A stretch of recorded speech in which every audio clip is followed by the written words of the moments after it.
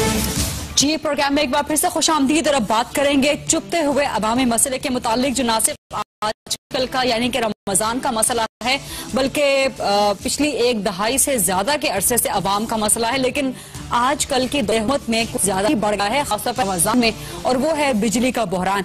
जैसे जैसे रमजान आगे बढ़ता जा रहा है, बिजली का बहरान बजाय कम होने के मजीद से मजीद बढ़ रहा है।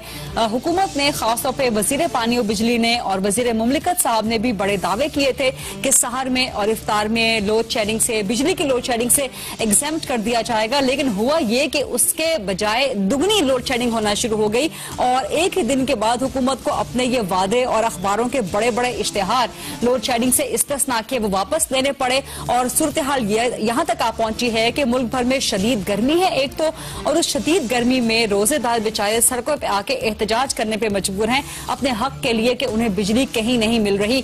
आखिर पाकिस्तान मुस्लिम लीग नून के वो रोशन पाकिस्तान के दावे कहाँ गए, बावजूद इसके कि तकरीबन कुछ महीनों के बाद वजीर आजम साहब या वजीर आला पंजाब साहब किसी न किसी नए तवानाई के मंसूबे का इफ्तिताह कर देते हैं।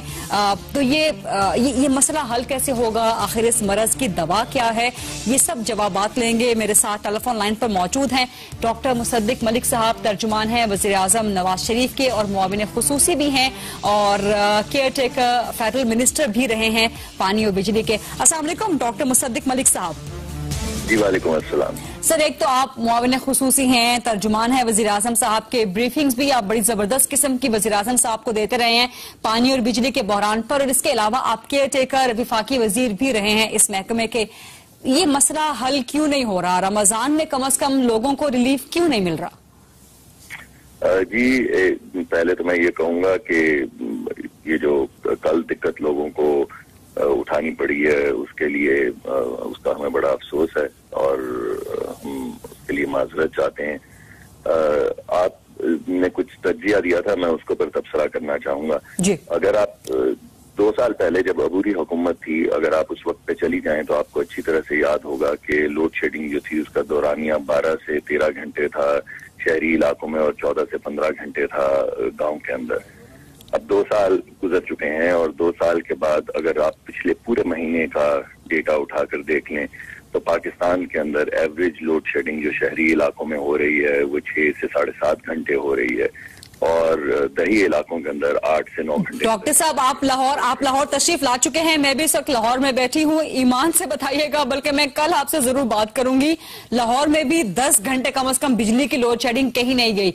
और जनाब, आपकी अपनी गवर्नमेंट जो है वो ऐड चला रही है आजकल के 2 साल में उसने क्या क्या हासिल किया है, तो उसमें लिखा जाता है कि 18 घंटे की लोड शेडिंग हो रही है जिसे कम करके मुस्तकबिल में 6 घंटे लाया जाएगा। तो आपकी गवर्नमेंट खुद एडमिट कर रही है 18 घंटे की लोड शेडिंग। और मैं याद दहानी करवा रहा था कि अब से 2 साल पहले इन्हीं रोजों के दिनों में इसी गर्मी के अंदर 12 से 14 घंटे लोड शेडिंग हो रही थी और अभी आप भी जब कहती हैं तो आप कह रही हैं कि 8 से 10 घंटे लोड शेडिंग हो रही है। वैसे हकीकतन ये है कि पिछले पूरे महीने के अंदर 6 से 7.5 घंटे लोड शेडिंग हुई है अर्बन एरियाज में और 8 से 9 के दरमियान में हुई है रूरल एरियाज में। अब मैं आपको ये कहूं कि कल के लिए हम इस वजह से बिलखसूस माजरत खा हैं कि कल एक तो गर्मी बेहद शदीद पड़ी। आपको मालूम है कि आज भी कराची के अंदर और सिंध के अंदर जो है पिछले 10 साल के गर्मी के रिकॉर्ड जो है वो टूट गए। तो ये हमारी बदकिस्मती रही कि जिस दिन रोजा शुरू हुआ उसी दिन रिकॉर्ड गर्मी जो है वो पड़ी।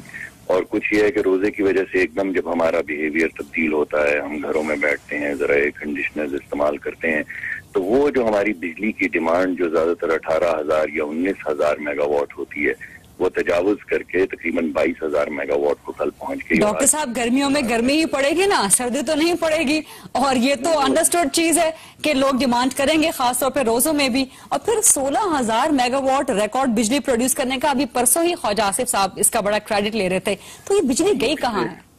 जी, ये दोनों दिन में 16 से 16,500, आज भी 16, 16,500 मेगावाट बिजली हमने पैदा की है, जो पिछले साल के मुकाबले में 1,000 मेगावाट ज्यादा है। जिसके तनासुब से हम ये कह रहे थे कि तकरीबन लोड शेडिंग के अंदर इजाफी 2 घंटे की कमी आएगी और हम 6 से 7 घंटे के दरम्यान में लोड शेडिंग को मैनेज कर पाएंगे। लेकिन ये जो रिकॉर्ड गर्मी पड़ी है जिसके आज बार बार हर टेलीविजन पे आ रहा है कि 10 साल का रिकॉर्ड टूट गया, 15 साल का रिकॉर्ड टूट गया, उसकी वजह से हमारी डिमांड और जरूरत जो है वो 20-22 हजार तक। सर रिकॉर्ड तो आपने 16,000 मेगावाट का बनाकर भी तोड़ा है ना, वो चले 16,000 मेगावाट कहाँ गई? आप जी देखें, उसका फर्क देख लें। जब आप 16,500 मेगावाट भी पैदा करते हैं और बिजली की जरूरत जो है वो 20,000 से तजावुज कर जाती है, तो हर 500 मेगावाट के ऊपर तकरीबन 1 घंटे की लोड शेडिंग शुरू हो जाती है, तो 8, 9, 10 घंटे तक लोड शेडिंग पहुंच जाती है।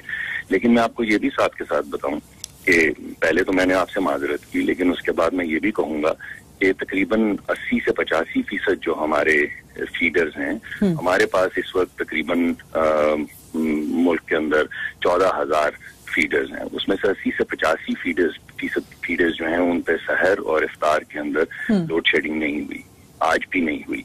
लेकिन क्योंकि हमारे 6.5 लाख ट्रांसफार्मर लगे हुए हैं और जब गर्मी बेइंतहा पड़ती है तो वो हीट अप हो जाते हैं, तो वो ट्रिप डाउन कर जाते हैं। जब वो डॉक्टर साहब, कराची के बहुत से इलाके ऐसे हैं, मुल्क के सबसे बड़े शहर के बहुत से इलाके ऐसे हैं जहां पिछले 3 दिन से बिजली नहीं है, मुसलसल आती है 1 घंटे। देखिए, वफाकी हुकूमत के पास कराची की जो बिजली है उसकी जिम्मेदारी जो है वो प्राइवेटाइजेशन के जरिए के इलेक्ट्रिक को दे दी गई थी।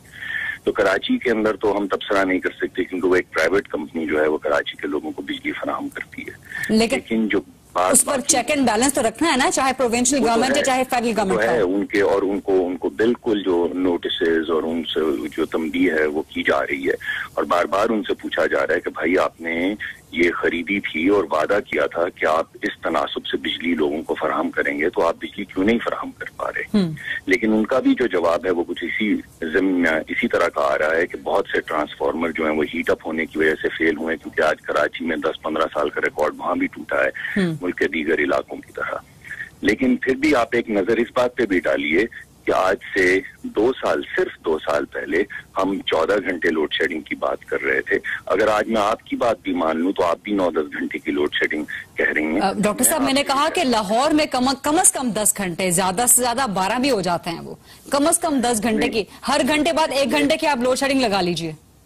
देखिए, पिछले पूरे 1 महीने के अंदर तो मैं आपको वसूख से बता सकता हूँ कि लाहौर के अंदर 7-8 घंटे के दरमियान में लोड शेडिंग हुई है और इससे 1 मिनट ज्यादा लोड शेडिंग नहीं हुई। डॉक्टर साहब, ऐसा क्यों हो रहा है कि वज़ीर आज़म साहब नोटिस पे नोटिस ले रहे हैं, बरहमी का इजहार भी कर रहे हैं, लेकिन फिर भी बिजली का बहरान कंट्रोल में नहीं आ रहा? ये वज़ीर आज़म के भी आउट ऑफ कंट्रोल हो चुका है?